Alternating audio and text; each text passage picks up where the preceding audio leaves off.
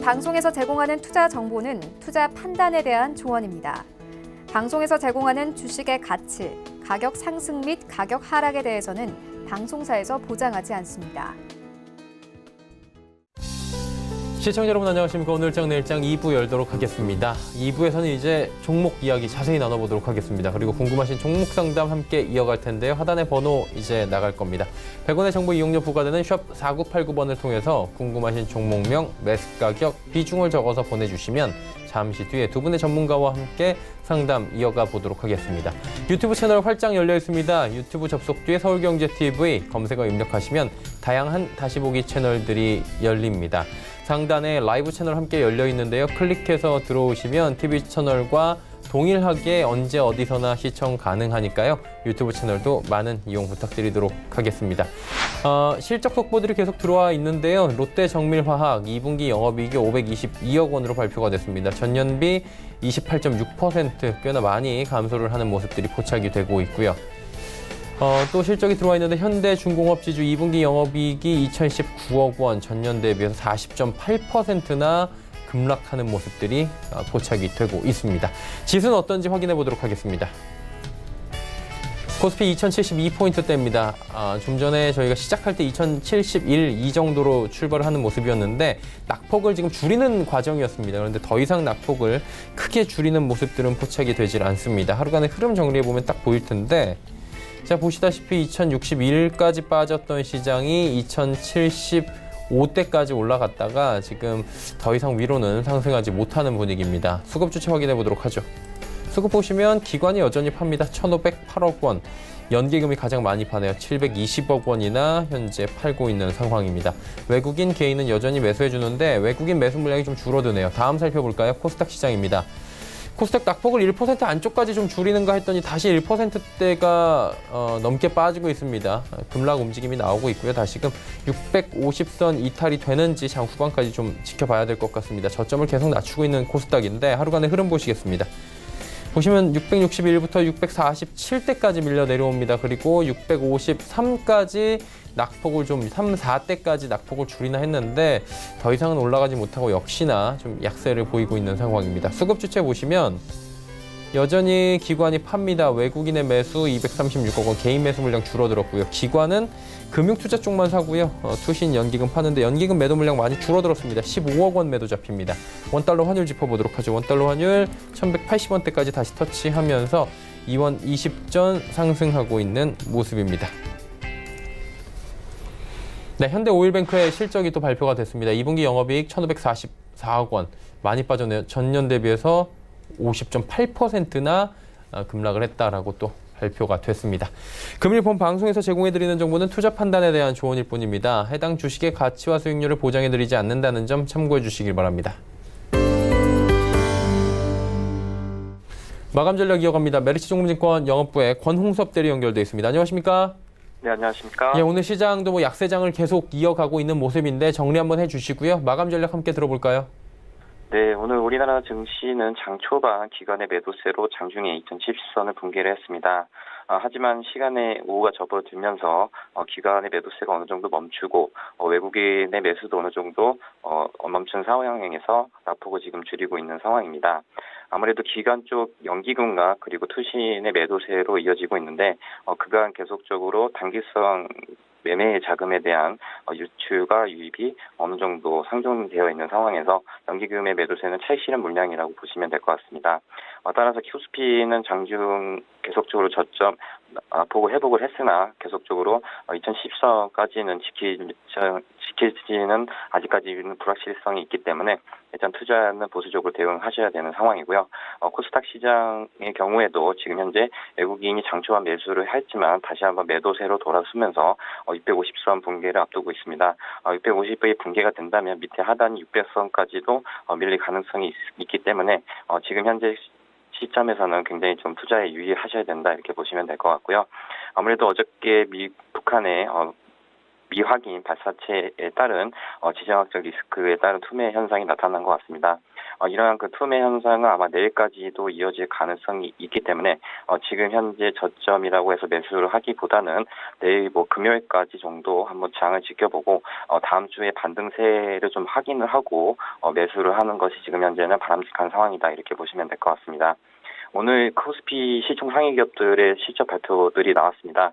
굉장히 희비가 엇갈리고 있는 상황에서 SK하이닉스의 경우에는 굉장히 50% 이상 급감하는 영업이익이 급감하는 소식에도 불구하고 강세를 보이고 있는 상황이고 다른 한편으로는 LG화학이나 그리고 현대글로비스나 현대건설기계 이런 부분들에서는 굉장히 어닝 쇼크가 나왔기 때문에 장중에 4% 이상씩 급락을 하고 있는 상황입니다.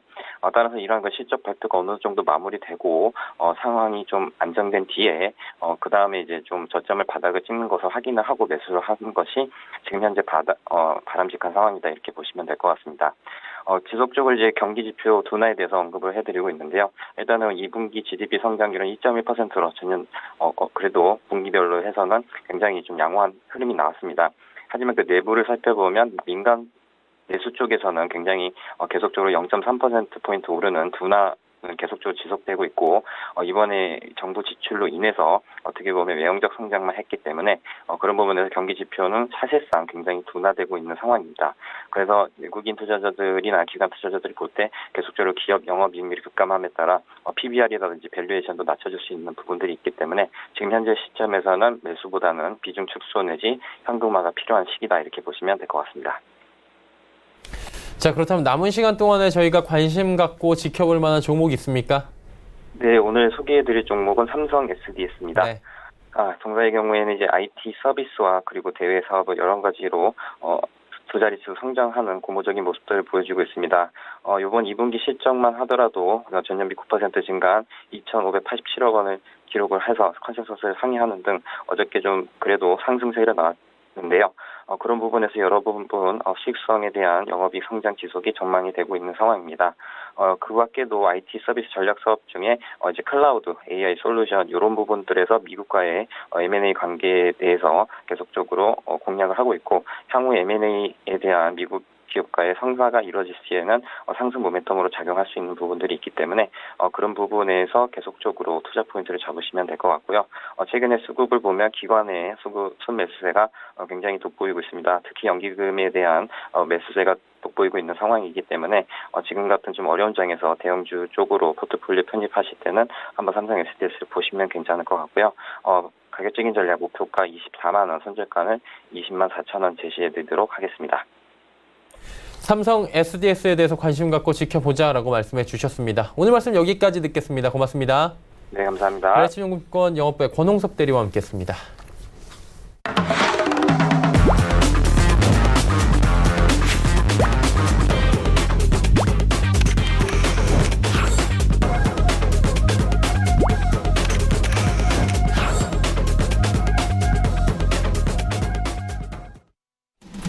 오늘 시간 일장 2부 함께하고 계십니다. 이제 두 분의 전문가와 함께 종목 이야기, 시장 이야기 자세히 나눠보도록 하겠습니다. 이 시각 함께해 주시는 분들 소개해드립니다. 벤자민 투자연구소의 신일섭 소장, 샘플럽스의 이가람 전문위원 함께합니다. 어서 오세요.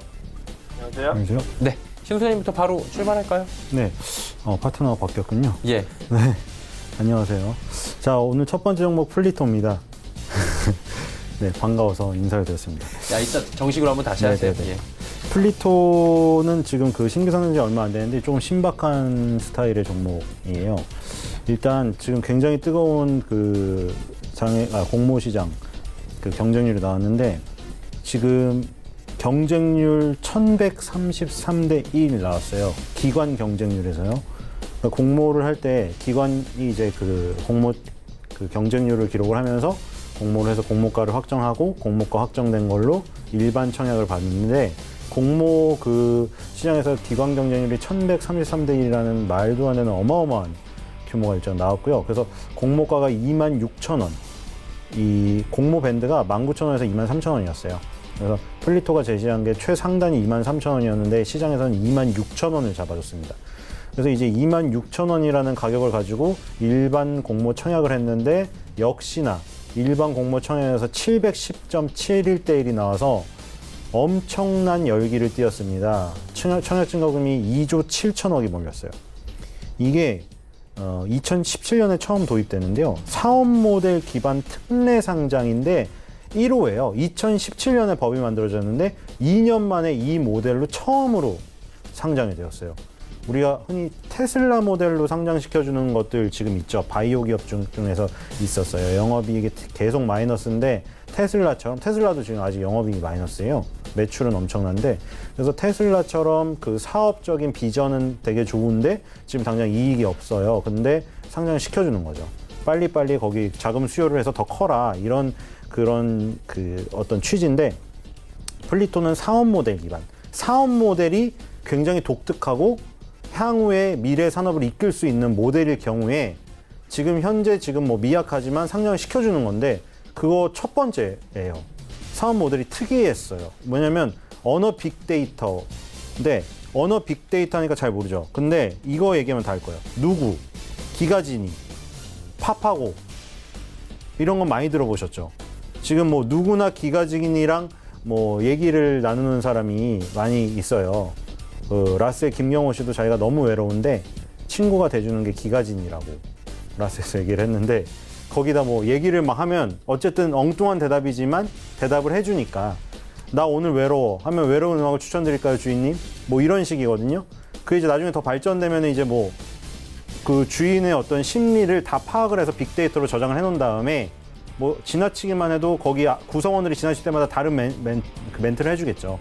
어린 아이가 뭐 지나치게 되면 뭐 너 우유 먹었니? 예를 들어 이럴 수도 있는 거고, 엄마가 지나가게 되면은 오늘 밥은 뭐 몇 시에 잘 했습니까? 뭐 메뉴가 뭡니까? 뭐 이런 추천도 해주고 이런 건데, 어쨌든 누구, 기가진이, AI 스피커, 그리고 팝하고 요즘에 많이 사용하실 텐데, 뭐 지금 일본 여행을 안 가더라도 동남아 쪽으로 많이 지금 빠진다고 하는데, 동남아시아를 간다고 하더라도 거기서 이제 또 번역에 문제가 있을 경우에는 이제 뭐 팝하고를 이용해서 번역 어플로 지금 다 보여주면 돼요, 사실. 요즘에 그래서 좀 영어나 이런 거를 안 배워도 사실 그 문제는 없죠. 여행 가서 번역 어플이 너무 잘 돼 있어서 그냥 얘기하고 딱 얘기를 하면 되는데, 그래서 이런 음성인식 누구, 기가진이, AI 스피커, 통번역, 팝하고에 플리토가 언어 데이터를 제공합니다. 근데 어떤 식으로 제공하냐면, 여기 지금 그 전 세계 173개 국가의 대중들이 여기에 유저예요. 유저 숫자가 1030만 명이에요. 그러니까 이거는 어떻게 보면 집단 지성으로 하는 거거든요. 여기에서 그러니까 뭐 기계가 번역을 하는 게 아니라 여기 참여한 1030만 명 유저들이 번역을 실시간으로 해서 그 정확도를 높여가지고 그 빅데이터를 쌓아가지고 이제 번역을 해주는 그 서비스예요. 그래서 이 언어 데이터를 누가 쓰냐면 뭐 텐센트 홀딩스도 쓰고 네이버도 쓰고 구글도 쓰고 다 갖다 써요. 그래서 지금 이 플리토가 하는 요 사업 모델이 지금 일단 신박하잖아요. 누가 봐도 이 내용 자체가. 그래서 요 사업 모델로 상장을 시켜줬고 굉장히 뜨겁게 상장을 했고, 뜨겁게 상장한 거의 주의점은 항상 말씀을 드렸죠. 왜냐면 잘 가는 기업이 그렇게 많지는 않다는 거 얘기를 드렸고, 뭐 가장 잘 간 케이스는 이런 덴티움처럼 가는 스타일이거든요. 덴티움도 오스템 임플란트의 경쟁사로서 후발주자로 굉장히 각광을 받았어요. 왜냐면 임플란트 하는 인구가 늘어나고 있거든요. 우리나라는 건강보험이 돼서 더 늘어나고 있고 싸서, 중국에는 임플란트 환자가 많아져서 덴티움이나 오스템 임플란트를 많이 써. 근데 덴티움이 뜨거운 그 경쟁률을 기록하면서 상장했는데 3만 원대 상장해서 1년 내내 그냥 달렸어요. 매달 계단식으로 올라서 10만 원까지 다이렉트로 가버렸거든요. 자, 이런 케이스는 흔하지가 않아요. 그렇기 때문에 제가 늘상 얘기 드리는 거지만 IPO 공모시장에서 뜨거웠다고 100% 데뷔하고 나서의 성공을 유지하는 건 아닌데, 초반의 기세가 중요하다. 플리토 초반 기세 지금 굉장히 좋습니다. 지금 1100, 뭐 기관에서 1000 넘었고 일반 청약에서 700대 1이 넘어서 공모가가 26,000원으로 공모가 상단 밴드를 훨씬 3,000원을 초과하는 가격으로 했기 때문에 사실 그 부담이 있어요. 왜냐면 공모를 받은 사람들은 솔직히 첫날에 그냥 던져버려도 수익이 어마어마하거든요. 첫날에 33,400원까지 갔거든요.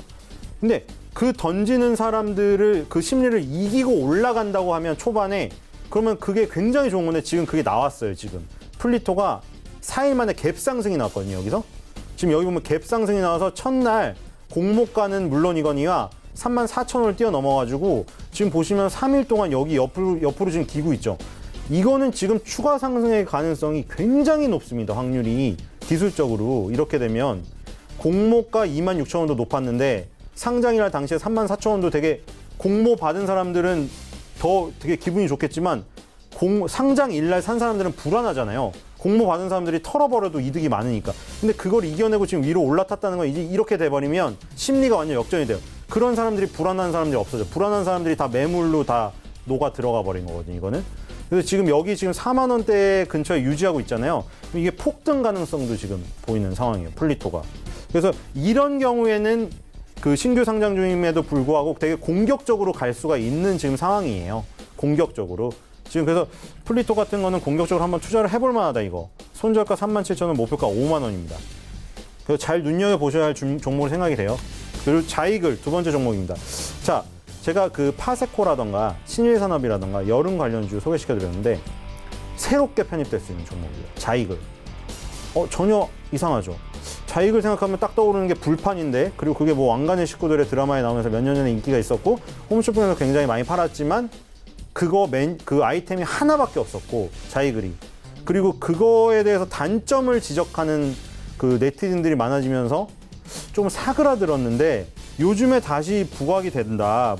뭐냐면 이게 왜 여름 관련주를 엮였냐면 이게 어떤 부탄가스를 이용해서 뭐 가스레인지라던가 이게 아니잖아요. 자이글은 그 열로 쏘는 거잖아요. 그렇기 때문에 옆에 선풍기나 에어컨이 있어도 상관이 없다. 그게 지금 엮였어요. 뭐냐면 가스레인지나 뭐 이런 뭐 불꽃으로 하는 것 같은 경우는 바람이 에어컨이나 선풍기나 에어 서큘레이터가 불어버리면 불꽃이 꺼질 염려가 있거든요. 근데 자이글은 열로 쏘는 거기 때문에 그 영향을 받질 않아요. 그래서 더워 죽겠는데 하지만 삼겹살을 먹고 싶잖아요. 열대야인데 삼겹살을 소주 먹고 싶거든요. 그럼 자이글을 쓴다 이거죠. 이런 논리거든요. 선풍기나 에어컨을 틀고도 조리할 수 있는 장점이 있다. 요거예요. 그리고 요즘에 지금 최근에 뭐가 나왔냐면 통회전 조리기. 인스타그램에 많이 올라왔었는데 삼겹살을 후라이팬에다 구우면은 그 기름 빠지는 데가 없어요. 지금 이 통회전은 많이 나왔어요. 인스타에 많이 올라왔는데 삼겹살 넣으면 돌아가면서, 그러니까 약간 드럼 세탁기를 응용했어요. 드럼 세탁기 모양으로 생겨서 그 고기를 거기다 돌려요. 오븐 타입인데 통회전 조리기예요. 이게 요즘에 뜨는 거거든요. 자이클 롤링 쿡스 이게 나왔고요. 그리고 여기다 서큘레이터를 출시했어요. 서큘레이터를 자이글에서. 그러니까 품목을 다변화하고 있는 거죠. 주가도 그거에 부응하고 있는 거예요. 그리고 그 전에 뭐 만들었죠? 산소 마스크. 김하중 씨가 선정하는. 그러니까 자이글이 그걸 인지를 한 거예요. 그 불판 하나로만은 안 된다. 불판 하나로만은 너무 약하다, 이거는. 그래서 품목 다변화가 절실하다고 다 요구를 했어요. 투자자들도 그렇고 사용자들도. 근데 지금 그거에 부응해서 그동안 연구를 한 것들이 하나둘씩 출시가 되고 있기 때문에 이런 것들이 시장에 반응을 하리라 생각이 돼요. 그래서 시장에서도 기술적으로 지금 자이글이 계속 빠졌잖아요. 계속 빠지다가 2018년부터 갑자기 올라섭니다. 2018년도에 2019년 초반에 올라섰다가 왕창 무너졌는데 이 밑에 21선에서 3개월 동안 지지를 하더니 지금 다시 올라오고 있어요. 이렇게 되면 쌍바닥 모양이 나오거든요. 그래서 자이글 같은 경우에도 조금 이 잔재주로 부려서 지금 시장에서, 그러니까 뭐 크게 간다고 얘기는 못 드려요. 지금 워낙에 시장 상황이 안 좋기 때문에 이건 팀 코스피예요. 흔히 말하는 팀 코스피에서는 솔직히 삼성전자처럼 세계적인 기업도 혼자 발재간으로 불어서 어떻게 띄울 수가 없어요. 그러니까 뭐 지금 뭐 호날두가 포르투갈에서 호날두가 아무리 잘해도 포르투갈에서 월드컵 우승은 힘들어요. 사실 유로 우승은 해도 그거랑 똑같거든요. 좀 자이글 같은 게 크게 간다고 얘기는 못 드리는데 잔재주로 짧게 먹을 수는 있다. 이런 그 스타일로 보시면 될 것 같아요. 손절가 9,000원, 목표가 12,000원입니다. 세 번째 종목 동원산업입니다. 자, 그냥 안 흔들리는 게 좋을 수도 있잖아요. 아예 그쵸? 아예 가지 못할 거면 떨어지지 않으면 지금 그나마 다행이잖아요. 지금 손만 대면 손실인데 사실은, 그쵸? 오늘 보세요. 삼성전자, SK하이닉스가 우리나라 증시의 20% 비중을 차지하고 있는데 두 개가 오르고 있는데 지수가 빠져요. 이건 무슨 얘기죠? 나머지 80% 종목이 전 힘을 다해서 20%를 이길 만큼 빠진다는 얘기예요. 그래서 두 종목이 20% 차지하면서 올라도 지수가 빠지고 있어요. 이건 뭔 얘기냐면 삼성전자, SK하이닉스 개인 투자들 안 하시잖아요. 개인 투자들 건드리는 종목은 삼성전자, SK하이닉스 20% 비중으로 받치지 못할 만큼 빠지고 있다는 거예요. 계좌는 다 박살이에요. 그러니까 아예 안 빠지는 게 나을 수도 있잖아요. 정말 손을 댈 거라면. 그러니까 동원산업처럼 그냥 아예 안 움직이는 게 나을 수도 있잖아요. 그러니까 그런 의미도 하나 있고, 장기적으로 뭐 좋은 의미도 있어요. 장기적인 얘기를 여기서 하는 게 얼마나 개인 투자자한테 와닿을지 모르겠는데 뭐 욕을 먹을 수도 있어요. 여기서 무슨 장기적인 얘기를 하냐. 장기적인 얘기를 하면 연초에 나와서 한 번 하고 빠지지. 왜 데일리에 나와서 장기적인 얘기를 하냐. 이럴 수도 있는데 동원산업 자체가 장기적으로 설명이 가능한 종목이에요. 지금 이 그 참치 가격인데요. 그 뉴스 많이 보셨을 거예요. 국제 참치 가격이 많이 올라서 참치 캔 업체들이 울상이다. 이러면서 기사 내용을 보면 동원 F&B 그리고 뭐 사조 산업 이런 게 힘들다.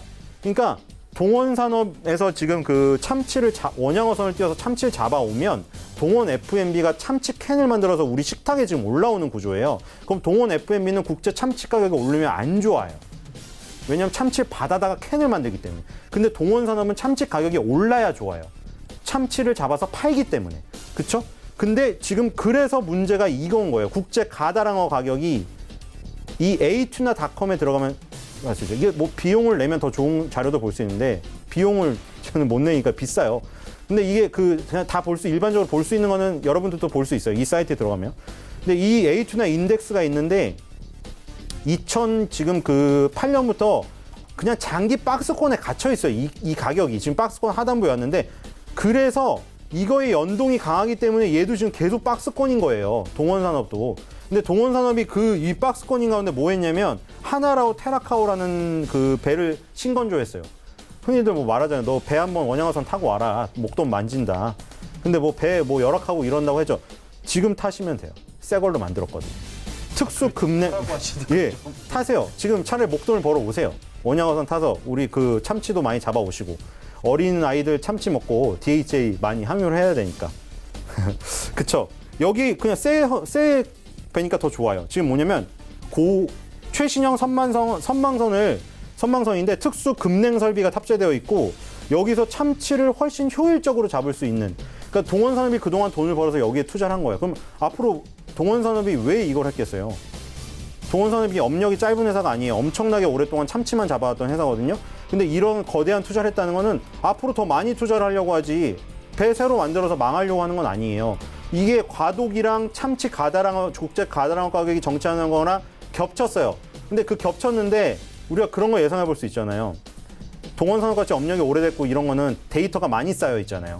그러니까 신규 회사, 아까 플리톡 같은 회사는 사실 업력이 많이 없어요. 근데 동원산업은 오랫동안 해왔잖아요. 망할 가능성을 여기서 보는 거잖아요. 이렇게 오랫동안 업력을 유지해온 회사가 하루아침에 망할 건가? 아니면 앞으로 계속 더 성장할 건가? 앞으로 망할 가능성보다 당연히 성장할 가능성이 높지 않겠습니까? 동원산업이 혼자 여기서 독과점을 하고 있는데 신라교육이나 동원산업이 참치 선망선을 띄워서 참치를 잡는 기업들이에요. 지금 많이 빠졌거든요. 지금 10년선도 깨졌거든요. 이런 게 처음이에요, 지금. 2002년도 이후에 처음이라 저는 10년선이 깨졌다는 게 동원산업이 휘청인다기보다는 절호의 기회라고 지금 생각이 돼요. 이렇게 빠진 적이 없거든요, 지금 동원산업은. 그리고 아까 국제 가다랑어 보세요. 박스권 하단부 저점에 와 있거든요. 반등 가능성이 높다. 그래서 동원산업을 지금 장기적으로 매수를 하셔봐도 좋을 것 같아요. 손절가 23만 원, 목표가 30만 원입니다. 자, 동원산업 같은 종목을 소개시켜 드렸으니까 조금 발빠른 종목도 하나 소개시켜 드릴게요. RFARCC입니다. 자, 지금 요 정도급 종목도 없죠. 상당히 좋죠. 연봉으로 보면 매년 상승하고 있고요. 월봉으로 보면 계속 약간 암벽등반한 듯이 끈질기게 타고 있죠, 지금. 안 무너지고 있죠. 이 시장에서 이런 거 별로 없어요, 솔직히. RFHIC, 5G 관련주 다른 것도 막 나가 떨어진 것도 많은데 얘는 끝까지 버티고 있습니다, 지금. SK텔레콤, LGU+, KT 뭐 지금 요즘 경쟁 치열하죠. LGU+가 어떤 자료 내밀면서 5G에서 우리가 1등이다 이러니까 SK텔레콤, KT가 뭔 소리 하면서 발끈했죠. 지금 무슨 홍보를, 가짜 홍보를 하고 있냐고. 같은 공간에서 같은 기준으로 시합하자고 했는데 시합 안 하고 있거든요. 근데 어쨌든 지금 서로 경쟁해요. 5G 시대에 자기가 1등 되려고 3사들이 아주 난리인데 투자를 많이 할 거죠. 그래서 지금 불만이 아직도 폭주하잖아요. 5G 제대로 안 터진다고. 그런 장난 얘기도 있어요. 5G는 5G에서만 터진다. 5G랑 5G에서 터진대요. 일반 지역에서는 안 터진대요. 더 열받는다고 뭐 이런 우스갯소리도 지금 네티즌들이 하고 있는데 어쨌든 그러면 투자를 더 많이 하겠죠. RFHIC 같은 경우는 지라갈륨 트랜지스터, 이게 뭐냐면 5G 주력을 하는 고주파 대역에서 고효율을 발휘하게끔 해주는 그 기술력을 갖고 있기 때문에 3사들이 다 RFHIC의 기술을 노리고 있다. 그래서 지금 보시면 이것도 고공박스권이에요. 고공박스권을 다 찾으라고 했잖아요, 제가. 그래서 고공박스는 차라리 찾는 시간을 갖는 게 난데 지금 같은 경우에 매매를 안 하고 RFCRC도 이런 거예요. 급등한 다음에 지금 고공에서 이거는 머리를 들면서 조정을 하고 있거든요. 이렇게 머리를 들면서 하는 조정은 제일 강한 거예요. 제일 약한 조정은 이렇게 딱 떨어졌다가 여기서 올라가는 거고 지금 너무 강하게 조정을 하고 있기 때문에 이게 뚫리면 폭등할 가능성이 있다. 손저가 3만 원, 목표가 3만 5천 원입니다. 자, 마지막 종목은 위지엑 스튜디오입니다. 아까 덴티움 얘기를 드릴 때 덴티움이 그 상장하고 뜨겁게 상장했는데 또 계속 가잖아요. 위지엑도 뭐 괜찮아요. 덴티움만큼 가진 않았는데 위지엑도 상장하고 나서 제대로 무너진 적 없습니다. 지금 위로 계속 4개월간 올라갔는데요. 다음에 4개월간 지금 옆으로 횡보하고 있어요. 지금 전혀 신규 상장주로 이 정도면은 거의 탑급이에요. 탑급. 신규 상장주 중에 그냥 나락으로 떨어져서 영원히 못 올라오는 기업도 많거든요.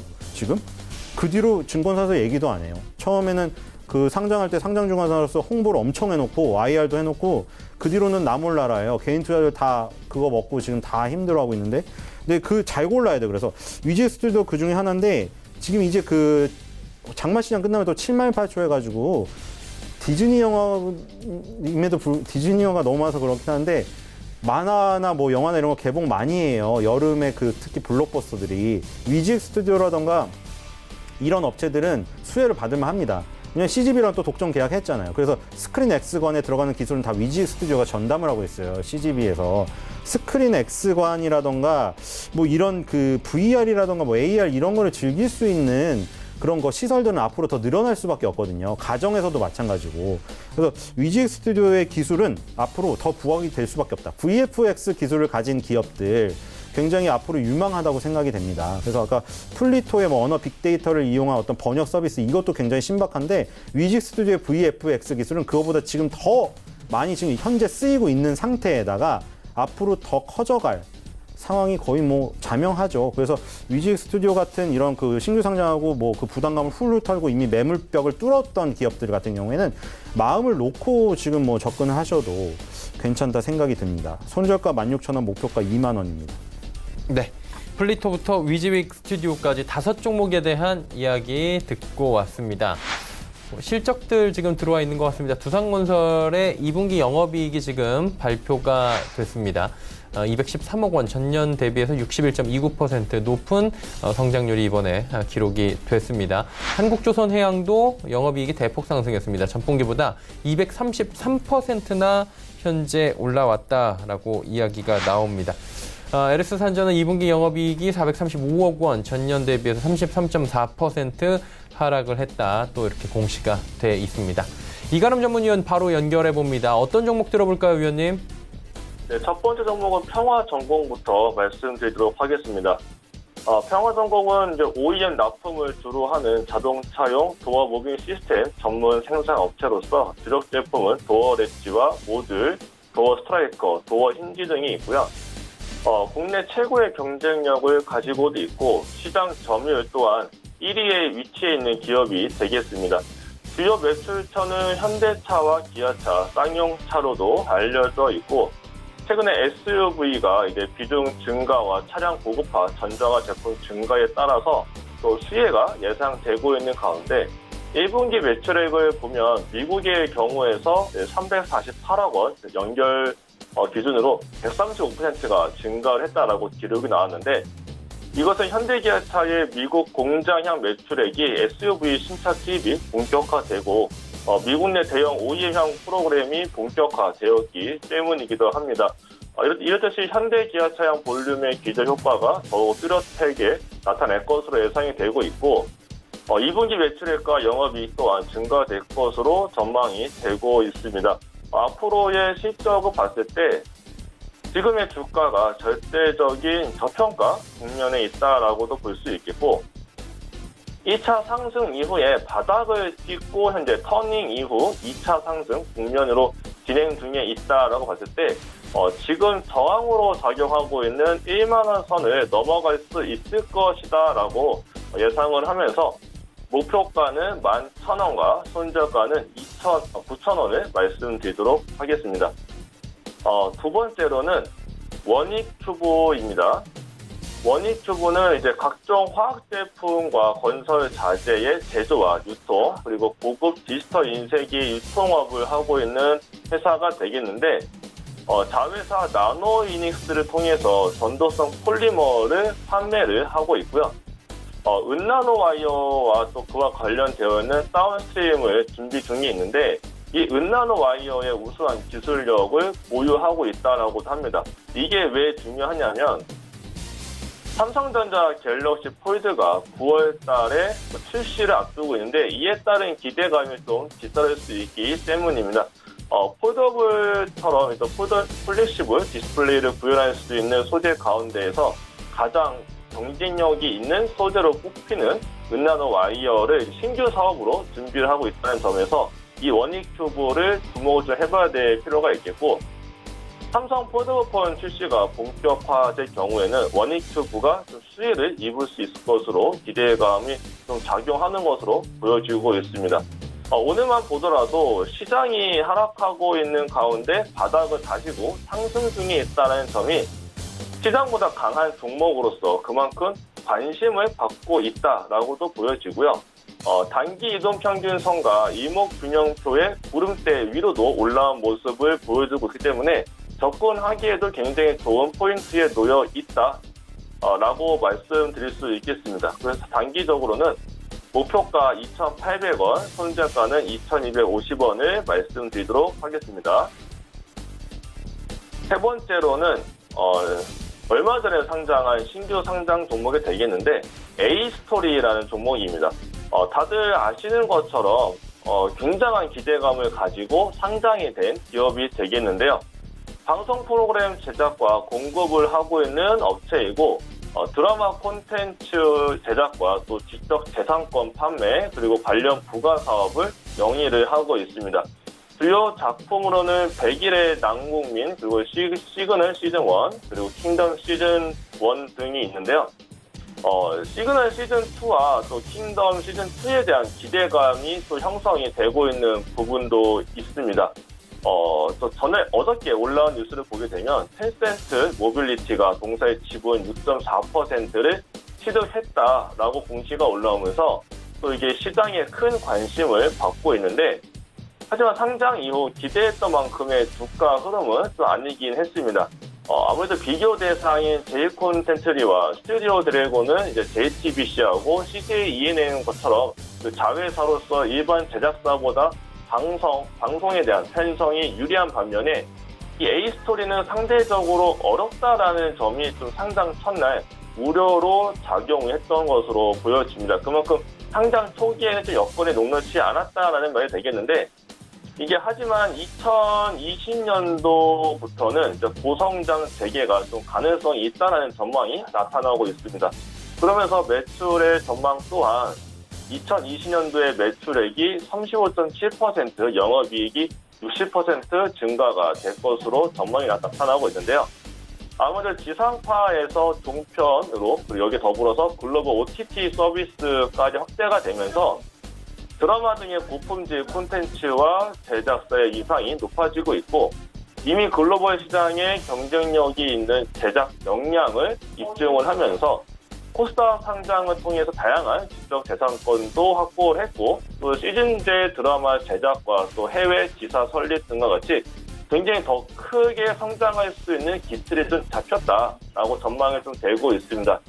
더불어서 대표작이라고 할 수 있는 킹덤과 시그널 제작의 이력은 글로벌 제작사로서 확장 가능성을 열어두고 있는 점을 좀 주목해봐야 되겠고, 최근의 주가의 모습은 텐센트의 이슈를 받으면서 이제 시장보다 굉장히 강한 모습을 좀 보여주고 있습니다. 시장이 좋지 않기 때문에 이렇게 확실한 좀 이슈가 있는 종목의 수급이 단기적으로 쏠릴 수 있다라는 점에서 말씀을 드리자면, 목표가는 단기적으로 16,000원, 손절가는 12,300원을 말씀드리도록 하겠습니다. 네 번째로는 아이텍이라는 종목입니다.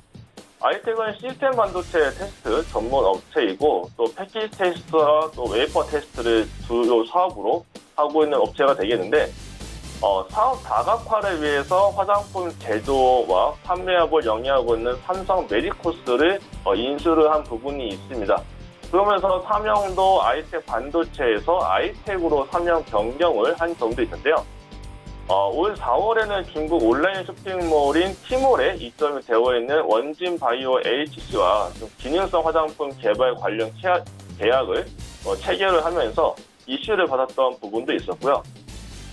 사실 이 종목은 좀 많이 모르시는 종목이 됐을 텐데 주가의 모습을 보게 되면 1년 전에 한 달간 무려 300%의 큰 상승을 보여준 종목이 됩니다. 그 이후에 지금 1년째 횡보를 하고 있는데 이럴 경우에는 보통 재차 상승이 한 차례 보여지는 경우가 상당히 많이 있습니다. 이 부분 역시 이런 기술적인 분석의 관점에서 봤을 때 단기 상승이 한 차례 나올 수 있다라고 좀 보여집니다. 그렇기 때문에 단기적으로 목표가를 18,000원, 손절가는 12,000원을 말씀드리도록 하겠습니다. 마지막으로는 코센이라는 종목이 되겠습니다. 코센은 스테인리스 배관용 관광 제조 및 판매 업체인데 19년도 올 초에 이제 의료기기 업체인 유펙스메드와 유산균 사업을 하고 있는 바이오제니스 코리아를 인수를 하게 됐습니다. 그러면서 최근에 한 가지 이슈가 있었는데 이게 인천과 서울에서 붉은 수돗물 사태가 있었습니다. 그러면서 이후에 정부에서 노후 인프라 개선에 32조 원을 투입하겠다라고 발표를 한 부분이 있습니다. 그러면서 노후 상하수도 간의 교체 또는 개량이 예상이 되면서 이 스테인리스 관광업체가 이슈를 한 차례 받기도 했었는데 그 외에도 자회사에서의 이슈가 좀 상당히 많이 있습니다. 자회사 의료기기 업체인 유페스메드는 원스텝 ESD 나이프라는 것을 출시를 했는데 이게 어떤 거냐면 인젝션 리드와 전기 나이프를 결합한 세계 최초의 제품이 되겠습니다. 기존의 이 ESD 내시경 점막 박리 시술 같은 경우는 조기 위암을 대처할 수 있는 이제 완치적 치료 기법으로 받아들여지고 있는데 이 기존의 기술 같은 경우는 빈번한 기술 기구에 대한 교환이 이루어져야 되기 때문에 수술 시간이 상당히 지체가 되고 길어졌었는데 이 원스텝 ESD 라이프를 통해서는 기구를 교체를 안 하기 때문에 수술 시간 또한 40% 이상 단축을 시킬 수 있다라고 합니다. 또 다른 또 이슈로는 자회사 이 바이오제니스가 이 바이오제니스 코리아 같은 경우는 유산균 NF1을 제조 판매하는 회사가 되겠는데 이쪽에 대한 기대감이 좀 상당히 큰 종목이 되겠습니다. 왜냐하면 이 유산균은 생균과 또 사균으로 나눠지는데 이게 사실 생균과 사균이 그 부분 상관없이 균 수에 따라서 효과와 효능이 나타나게 됩니다. 근데 우리나라는 대부분의 유산균 기업들은 생균을 개발하고 있는데 초점을 두고 있는 반면에 이 바이오제니스 코리아 같은 경우는 NF1이 사균이거든요. 근데 이게 그 생균은 이제 알약이나 포처럼 건강 기능식품 형태로만 좀 사용이 가능한데 이 사균 같은 경우는 일반 음식료품에도 첨가가 가능한 굉장히 큰 장점을 가지고 있습니다.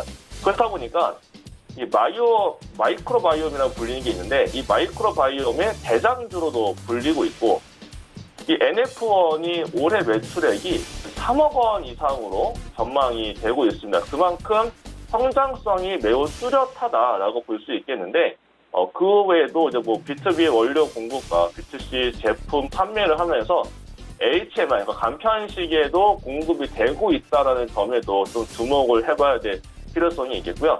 또 신사업으로 대량 신약과 또 NF1 기반을 해서 신약 개발을 하고 있습니다. 이만큼 굉장히 많은 이슈를 가지고 있고 앞으로를 놓고 봤을 때 이 주가의 모습이 지금은 상당한 저가에 있다라고 좀 볼 수 있겠습니다. 하지만 주가의 모습이 지금 이동평균선 상에서 역별의 모습을 보이고 있기 때문에 우선은 지금은 단기적인 접근으로만 좀 봤으면 좋겠다라는 관점에서 봤을 때 목표가는 1,800원, 손절가는 1,350원을 말씀을 드리도록 하겠습니다. 네, 평화전공부터 코센까지 들어봤고요. 지금 시간이 조금 타이트한 관계로 지난주에 단기 접근했던 종목들 짧게 들어보고 오늘 종목 들어보도록 하겠습니다. 신소님 디지털 대성인데 결과 어땠는지 궁금하고요. 좀- 오늘 어떤 종목 봐요? 좀 빠지네요. 예. 그래서 좀 이게 시간이 걸릴 것 같아요. 10,000원대를 유지하고 위로 그 어떤 날아갈 좀 꿈이 있었는데 그게 일단 좀 그 주저앉은 것 같아요. 역시 2003년과 2007년도 굉장히 오래됐죠. 16년, 17년간의 매물벽이 만만치 않구나를 지금 느낄 수가 있거든요.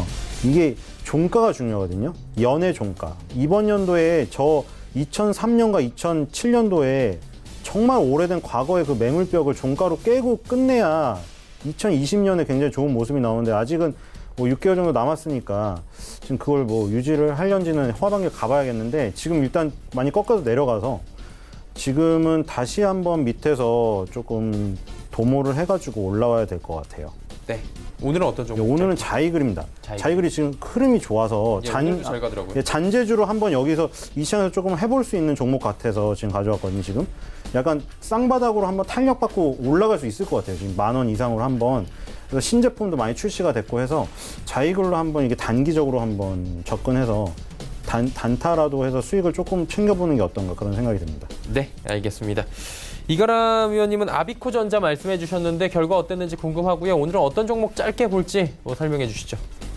아비코전자는 좀 시장의 영향도 받으면서 최근 급등 이후에 조정세를 거치고 있는데 오늘 아랫골에 닿으면서 굉장히 잘 올라와서 지금 현재 양봉의 모습을 보여주고 있습니다. 그렇기 때문에 지속적으로 보유를 해도 괜찮다라고 보여지고요. 만약에 내일이나 다음 주에 다시 반등이 나타난다라고 하게 되면은 6,000원 위에서는 매도를 볼 수 있는 모습이 나타날 수 있지 않을까라고 간단히 말씀드리도록 하겠습니다. 그리고 오늘의 단기 접근로는 A스토리를 말씀드리겠는데요. A스토리는 지금 아까 말씀드린 대로 시장 대비 굉장히 강한 종목이고 이슈가 한 가지 붙어있는 종목입니다. 그렇기 때문에 매수가는 종가로 들어가시고 목표가는 아까 말씀드린 대로 16,000원과 손절가는 12,300원을 말씀드리도록 하겠습니다. 알겠습니다. 이제 동시호가 바로 들어가 보도록 하겠습니다. 코스피부터 만나보도록 하죠. 코스피가 2070선은 그래도 지켜주긴 합니다. 0.5% 정도의 하락이고요. 낙폭을 더 줄이는 모습들은 없네요. 하루간의 흐름 정리합니다. 자, 보시다시피 2087부터 출발한 코스피가 2061대까지 급격하게 밀려 내려왔고요. 저점 찍고 지금 반등을 조금은 장중에 낙폭을 줄이는 모습들을 보여줬습니다. 하지만 2080까지는 다다르지 못했고 2070선 초반에서 현재 마감되는 분위기가 연출이 됩니다. 다음 살펴보도록 하죠. 외국인 개인 여전히 사고요. 기관은 여전히 또 매도 포지션을 잡고 있습니다. 기관 가운데에서는 지금 팔자 주체가 주로 연기금입니다. 투신도 많이 늘어내요. 671억 원대까지 투신도 매도 물량을 쌓고 있고요. 금융투자도 소폭 매도를 합니다. 기관의 매도가 오늘 발목을 잡는 모습. 시총 상위주들인데 보시다시피 삼성전자와 SK하이닉스는 잘 갑니다. 그런데 나머지 종목들이 좀 문제죠. 현대차 지금 1.51% 빠지면서 13만 원 힘겹게 지지받고 있고 LG화학 어제 요 시간 정도의 실적 발표 공시가 나왔는데 그 모든 그 주가의 반영은 오늘 되고 있습니다. 5% 가까운 급락입니다. 다음 살펴보도록 하죠. 6위부터 12종목들입니다. 현대모비스가 5%대의 급등이 오히려 나오고요. 네이버는 무려 8%대의 급등이 나오고 있습니다. 셀트리온, 시나지주, 포스코는 소폭씩 빠지는 가운데 코스닥 시장으로 넘어가 보도록 하죠. 코스닥은 낙폭이 1% 안팎입니다. 지금 동시효과 651까지 지금 밀려 내려가긴 했는데 동시효과 직전에 지수는 653이었습니다. 하루간의 흐름 정리해보면 코스닥 역시 661부터 647까지 650선도 장중에 이탈이 됐는데 650선은 회복을 했고요. 현재 655 회복이 안 되고 있습니다. 다음 살펴볼까요? 개인도 매도로 돌아섰네요. 기관 230억 원 팔고 외국인은 295억 원 순매수해줍니다. 기관 주체 가운데선 연기금이 매수로 전환을 했습니다.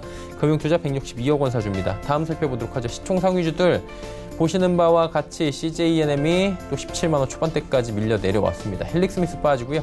신라젠만 소폭 반등, 메디톡스도 소폭 반등, 그리고 셀트리온 SK 5만 원 지지받습니다. 다음 살펴보도록 하죠. 6위부터 10위 종목들 펄어비스는 보합이고요. 스튜디오 드래곤이 5%대에서 4%대까지 낙폭을 줄이긴 했지만 가장 큰 급락을 기록을 합니다. KMW 지금 상승폭 키웠고요. SK모트리얼즈, 강보합, 슈젤은 1.21% 올라가면서 메디톡스는 빠지지만 슈젤은 올라가는 모습도 보여지고 있고요. 코스닥 같은 경우에는 지금 전체적으로 혼조세를 보이고 있는 게 바로 유관으로 들어옵니다.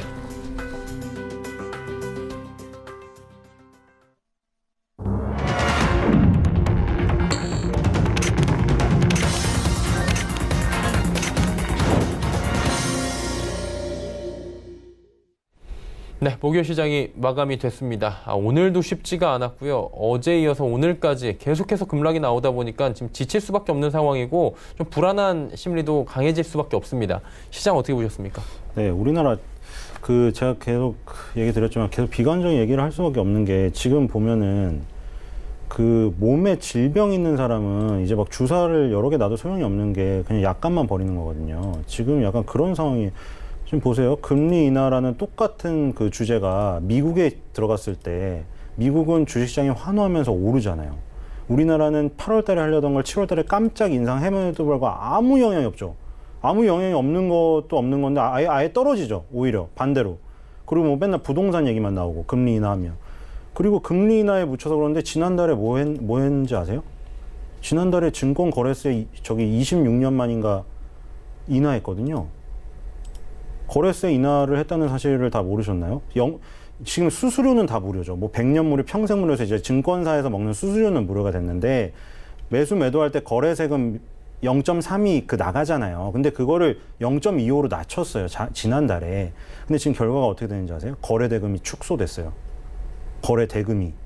그러니까 이건 뭔 얘기냐면 거래세를 인하를 하거나 아니면은 뭐 금리 인하로 전체 경제에 미치는 걸 하던 말던 우리나라 주식을 사기 싫다는 거예요. 그러니까 거래 대금이 줄어버리는 거죠. 거래 세금을 면제해줄 목적이 뭐죠? 거래 대금을 늘리고 주식시장을 활성화하려고 거래 세금까지 낮춰줬는데 그냥 부동산 시장으로 보면 그거예요. 취등록세 낮춰주겠다. 양도소득세 낮춰줄 때 이러면 어떻게 될 것 같아요? 부동산 다 가서 사죠 지금. 세금 낮춰준다는데.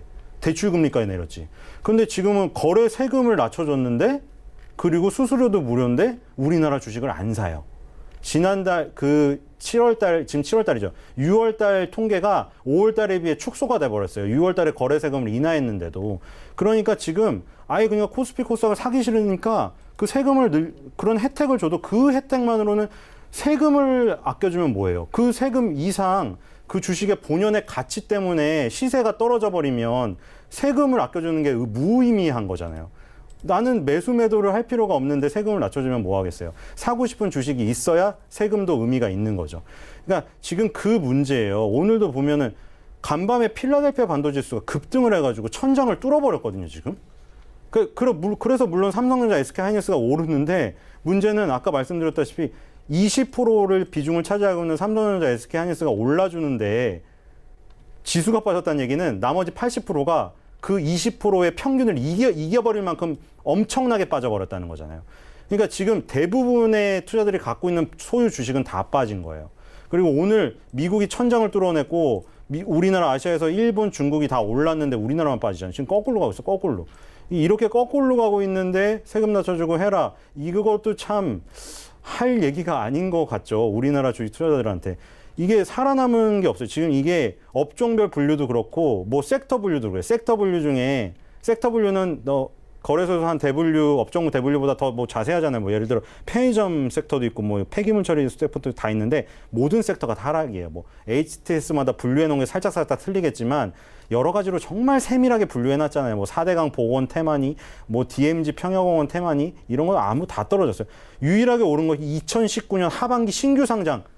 그러니까 잔재주로 뭐 조금 해보려면은 아까 전에 얘기 드린 신규 상장 중에서 좀 신박한 애들 그거 초반에 기세 좋을 때 그거밖에 없어요. 지금 보니까 윌링스랑 데모라는 종목이 지금 뭐 상한가 뭐 15% 상승했는데 그러니까 상장한 것 중에 조금 신박한 것 중에 초반 기세 좋은 거 그거 짧게 먹는 거 말고는 지금 섹터 다 무너졌고요. 업종 대분류별로 해도 다 마이너스고 전체 시장이 다 마이너스고 코스닥 같은 경우에는 지금 전저점으로 가고 있고요.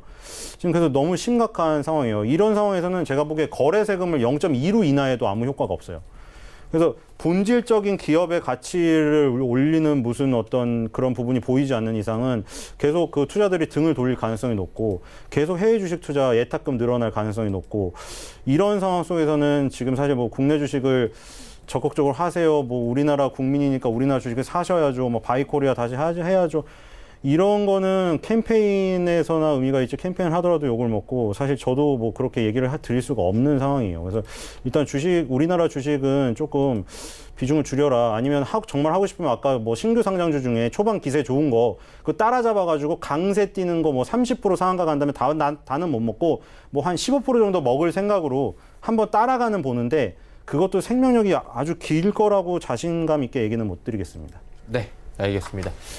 시장 상황이 지금 좋지 못한데 이가람 전문위원님은 어떻게 보셨습니까?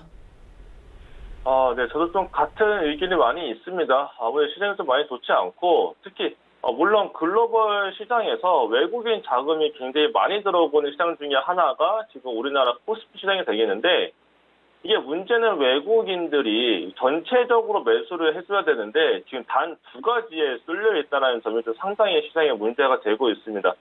외국인들이 현물에서 매수는 해주는데 그거는 오로지 삼성전자와 SK하이닉스에 워낙에 많이 쏠려 있고 업종별 순매수를 보더라도 외국인들은 전기전자, 제조업, 대형주로만 쏠려 있지 그 외에는 아예 매수가 거의 보이지도 않고 특히 코스닥 같은 경우에는 외국인들이 아예 사지도 않고 있습니다. 이러한 상황이기 때문에 코스닥은 더더욱 더 주목을 받지 못하고 있고 이슈가 거의 부재한 모습을 보여주고 있고 그렇다 보니까 이제 우리나라 사람들뿐만 아니라 외국인들조차도 우리나라 주식에 대한 메리트를 크게 못 느끼고 있는 것 같고 오늘 그 아시아 국가들만 보더라도 다 상승 마감이 되고 있는데 유독 우리나라만 하락이 나타난 모습을 봤을 때 좀 국내적인 대외적인 이슈도 분명히 있습니다만 우리나라는 다른 나라들과 다르게 국내적인 문제도 상당 부분 있는 것 같습니다. 뭐 물론 언론에는 많이 드러나고 있는 부분이 있지 않지만 뭐 들리는 소문에 의해서는 뭐 자산 운용사에서도 환매가 들어가고 여러 가지 기관 투자자들에서도 환매가 나타나고 로스컷 나는 부분이 있고 개인 투자자분들 같은 경우는 신용 물량과 그 뭐 어떤 다른 대차 잔고 같은 경우에서도 로스컷이 나기 이전에 매도를 하려는 모습들이 많이 보여주고 있는 부분을 봤을 때 하지만 개인들에서 상당한 물량이 좀 많이 나와야 되겠고 신용잔고가 아직도 높다는 점에 좀 부담이 되고 있는 부분이 있습니다. 특히 이 신용잔고가 코스닥 종목에 많이 몰려있기 때문에 이 신용잔고가 지금보다 더 많이 줄어야지만 그때서야 저점을 잡고 나서 시장이 올라가지 않을까 보여지고 그 외에도 내외적인 우리 국내 시장의 모습을 봤을 때도 기업들의 실적 내역을 보게 되면 물론 실적이 좋게 나온 종목들도 있지만 우리나라를 주도하고 있었던 기존의 기업들의 실적은 상당히 안 좋게 나타나고 있고 전망도 안 좋아지고 이번에 일본 수출 규제 맞으면서 삼성전자 또한 하반기에 발주를 나오려고 했었던 계획을 내년으로 미루는 모습을 좀 보여주고 있는 모습을 봤을 때 하반기에 물론 반등은 가능하다라고 보여지지만 이게 우리나라 내부적인 문제, 기업들의 영업이익 개선 또는 뭐 민간들에서 어떤 투자 부분 또는 이런 GDP 관련 쪽에서도 정부가 주도할 게 아니고 이게 민간 쪽에서 어떤 성장성이 나타나야 될 것 같은데 그러한 성장성이 현재 보이지 않는다는 점이 시장에 많이 부담을 느껴지고 있는 상황이라고 봤을 때 오늘의 하락은 사실 끝이라고 보기에는 좀 어려울 것 같습니다. 그래서 내일도 좀 안 좋게 하락이 나타날 수 있으니까 일단 당분간은 현금 보유하시는 분들은 내동 매매는 하지 마시고 최대한 현금 보유 전략을 펼치시는 게 좋지 않을까라고 말씀드리도록 하겠습니다. 네, 쉽게 변동성에 따라가면서 매매를 하면 지금 자칫 실수할 수 있다라는 이야기를 두 분께서 해주셨습니다. 지수 정리하도록 하겠습니다. 코스피부터 만나보도록 하죠. 0.38% 코스피가 빠졌네요. 2074.48포인트에 마감을 했습니다. 낙폭을 좀 줄이긴 했는데 코스닥이 문제입니다. 코스닥 살펴보면 1.13%나 빠지면서 652.40포인트에 거래 마감됐습니다. 원달러 환율 짚어봅니다. 원달러 환율은 3원 60전이나 올라갔습니다. 장 후반에 많이 올랐네요. 1181원 50전에 마감이 되면서 달러 강하게 지금 움직이고 있습니다. 종목 상담 바로 이어갑니다. 첫 번째 종목 대아TI 들어와 있습니다. 이번 종목은 2252번님의 종목이고요. 5,200원의 비중 20%. 대북주를 가지고 계신 분들은 최근에 조금 많이 힘드실 거예요. 예. 지금 테마들이 살아남은 테마가 없는 것 같아요. 테마가 다 깨진 것 같아요. 지금 수소차 테마가 뭐 아직 살아있긴 한데 여기서 살아나더라도 세 번째거든요. 세 번째. 그거를 염두에 두거든요. 물론 일진다이아라든가 풍국주정은 원래 하던 평탄하게 사업을 영위하면서 그 이슈까지 껴가지고 더 잘 나간 거기 때문에 뭐 이슈 테마가 빠지더라도 그렇게 무너질 그 업체는 아닌데 그 에너지 색이에요. 3번째 오르는 거예요, 수소도. 그래서 첫 번째, 두 번째보다 셀까 의문이고, 저거는 그래도 유지를 하고 있죠. 근데 이 대북 테마 같은 경우는 사실 지금 좀 굉장히 심하게 무너져 있거든요. 예를 들어 지금 뭐 대아티아이는 철도 관련주인데 거기 세부적으로 여러 가지가 있잖아요. 뭐 관광 관련주도 다 무너졌어요. 예전에 아난티가 엄청난 시세를 냈잖아요. 뭐 짐 로저스 씨가 우리나라 막 각종 방송과 증권 방송에도 출연하셨거든요. 그래서 이제 그때가 완전히 최정점이었던 거예요. 그래서 그 분이 와서 짐 로저스 씨가 와가지고 짐 로저스 씨가 와서 그때 막 홍보를 할 때가 결국은 끝물이었다. 그래서 지금 이제 아난티는 완전 제자리로 왔어요. 그냥 한번 어떻게 보면은 이게 하룻밤 꿈 같은 약간 신데렐라 같은 것이 됐어요. 아난티는 잠깐 놀고 그때 화려해서 좋았는데 지나보고 보니까 그게 다 신기루 꿈이었던 거예요. 지금 그렇게 돼버렸거든요. 그냥 이제 아난티는 기본적으로 하는 그 가던 길 그냥 거기서 가는 걸로 이제 만족을 해야 되는 상황이고, 대아티아이 같은 철도 관련주도 마찬가지예요. 결국에 다 제자리 걸음이거든요. 그거 지금 이게 한두 종목이 아니에요. 부산산업도 그래요. 다 그러죠. 지금 다 그 올라갔던 폭이 그대로 되돌렸어요. 그대로. 그냥 그 똑같은 출발했던 출발선에 와버린 거예요. 그러니까 이거는 지금 뭐냐면 출발선에 와버렸다는 거는 만약에 그 초반에 샀던 사람이 혹시나 더 갈까 하고 혹시나 더 갈까 하다가 만약에 못 팔아버렸어요? 그럼 이제 그 불안한 사람들이 지금 엄청 몰려있는 거예요. 야, 이거 이러다가 나 이제 본전까지 잃는다. 그럼 만약에 그 어떤 지지라인이 붕괴되는 순간 너도 나도 다 던지게 되는 거예요. 그래서 대아티아이도 지금 위험한 상황이, 지금 어떤 이슈가 나와도 안 먹히잖아요, 이제. 그렇죠? 아까 똑같아요. 수소차가 3번 가면 에너지가 약해지죠. 요것도 똑같아요. 남북 정상회담이 처음 딱 만났을 때 몇십 년 만에 역사적인 순간이니까 열광하고 뜨겁죠. 그게 몇 번 계속 반복되면 옅어져요. 약해지고 테마도 약해져요. 그래서 대아티아이나 이런 대북 관련주도 이제 신중히 생각하셔서 기술적으로 지지선이 무너진 것들은 과감없이 버려야 되는 상황이라고 생각이 돼서 대아티아이도 뭐 5,000원이 깨지면 이제 과감없이 버려야 된다. 이런 생각이 듭니다. 네. 뭐 손실은 아직까진 크진 않은데 5,000원을 손절 라인으로 잡아보시는 게 어떠냐라고 말씀해 주셨습니다. 두 번째 종목 바로 또 이어갑니다. 비덴트고요. 2640번님의 문자입니다. 7,782원, 비중 30%. 여러 번에 걸쳐서 매매를 좀 하신 것으로 보이는데 이가람 위원님 어떻게 할까요? 아무래도 비덴트는 모두 아시는 것처럼 이제 비싸움 관련주로 해서 뭐 비트코인, 가상화폐 관련주가 되겠는데, 뭐 짧게만 말씀드리자면 뭐 이런 종목들은 이전에 큰 시세가 한번 나왔던 거기 때문에 다시 한 번 더 그전과 같은 추세 상승이 나타나기 상당히 어려운 부분이 있습니다. 단기적인 접근만 봐야 되겠는데, 일단은 아래로서 이목기념표 상단과 62평선을 지지하고 있기 때문에 기술적인 반등은 나타날 수 있겠고, 지금 증시가 상당히 안 좋아지고 있고 글로벌 증시도 9월 정도에는 한 차례 조정이 좀 가능해질 것으로 보여집니다. 그렇기 때문에 9월 달을 놓고 본다라고 했을 때는 이 종목도 다시 가상화폐가 상승을 한다면 9월 달 정도에 다시 올라올 수 있지 않을까라는 관점에서 봤을 때 손절을 보기보다는 한 9월 정도, 한두 달 정도 보유를 하시면서 기다리시면은 분명히 그 매수한 단가 위치까지 올라올 수 있을 것이다라고 보여집니다. 그렇기 때문에 보유 우리가 드리겠고, 만약에 매수가에 도달하게 되면 매수가에서는 매도를 하자라고 말씀드리도록 하겠습니다. 비덴트에 대한 전략 세워주셨고요. 다음 종목도 가보도록 하겠습니다. 이번에는 엔터 대장주라고 할 수 있죠. SM입니다. 3206번님, 41,000원의 비중 30%. 엔터도 뭐 한때 잘 가다가 최근에 굉장히 삐걱거립니다. 네. 엔터가 저는 좀 헷갈려요, 솔직히. 엔터 저도 좋게 봤거든요. 그리고 제가 그 가치 투자로 대표되는 우리 몇몇 있잖아요. 세 손가락 안에 꼽는 그 이채원 사장의 한국 투자 밸류 자산용, 거기는 무조건 10년 이상 운용을 하거든요. 근데 거기서 가치 투자를 표방하는데, 우리가 흔히들 생각하는 가치 투자라고 하면 그 약간 안 움직이면서 배당 많이 주면서 그냥 그런 사업은 별 볼일 재미없는 이런 스타일이었거든요. 원래 전통적인 가치 투자는.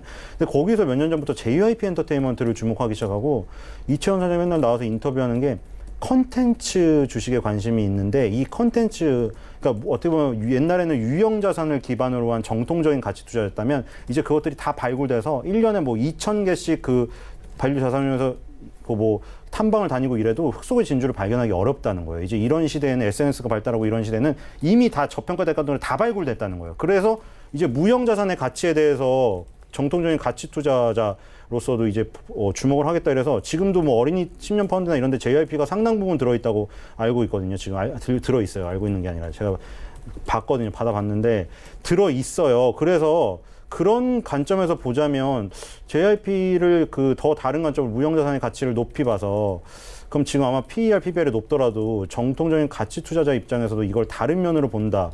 그래서 저도 장기적으로 봐서 좋은 면으로 보고 있는데 지금 들어온 이슈가 굉장히 좀 강한 것 같아서 왜냐하면 YG가 몰고 온 이 엔터테인먼트에 대한 불신이 SM이나 JYP가 1조 경쟁을 하다가 지금 다 7, 8천억대로 무너졌거든요. 저는 1조가 사실 그때 되게 뷰가 좋았어요. 제 스스로 뷰가. 1조를 돌파했을 때 저는 이 엔터주가 이제 1조를 돌입했다는 거는 그 등치를 가지고 저는 2조, 3조를 가는 첫 관문이라고 생각을 했거든요. 되게 좋게 봤어요. 그리고 YG가 지금 이렇게 문제를 일으켜서 저는 SM이나 JYP가 뭐 얼마나 문제가 있냐 뭐 이런 시각도 있는데 제 생각엔 이게 더 확대가 되면 엔터테인먼트사에 대한 불신으로 이어지고 이게 팬들로 이루어진 거죠. 팬심으로 이루어진 거 아니에요, 사실? 팬들이 여기서 소비를 안 해줘 버린다. 만약 불매운동에서 아니면 이 가수들이 대형 기획사의 신문을 느끼고 뭐 그런 일은 없겠지만 많이 빠진다. 이러면 타격이 더 심할 것 같거든요. 그러니까 초장기적으로는 좋으리라고 하더라도 일단 지금 이 타이밍이 늦춰질 것 같아요. 시가총액 저는 1조에서 얼마 안 떨어지고 9천억대에서 조정 마치고 바로 1조 5천억대로 다 날아간다고 생각했거든요.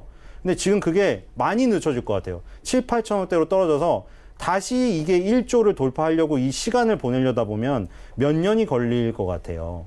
이 재정비하고 이럴 게. 그래서 만약 그걸 버티고 뭐 초장기적인 가치 투자의 관점으로 10년 그렇게 본다고 하면 그냥 끌고 가는 건데 만약 그 단기적으로 그런 시세를 원하시는 거면 좀 짧게 보셔야 될 것 같아요. 여기서 반등이 나올 때를 노려서 비중을 축소하거나 일단 빠져나온 다음에 다시 기술적인 무석이 완성됐을 때 들어가는 게 단기 투자 입장에서는 이거 못 기다리세요.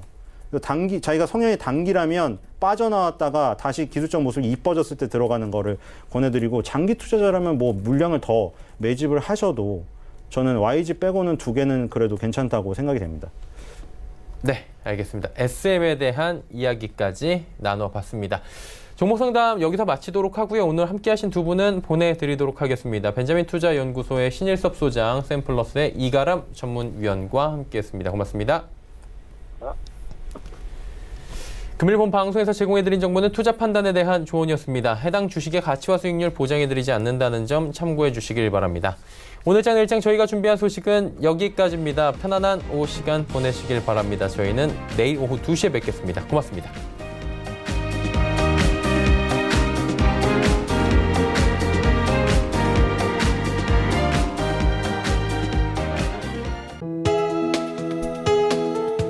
방송에서 제공하는 투자 정보는 투자 판단에 대한 조언입니다. 방송에서 제공하는 주식의 가치, 가격 상승 및 가격 하락에 대해서는 방송사에서 보장하지 않습니다.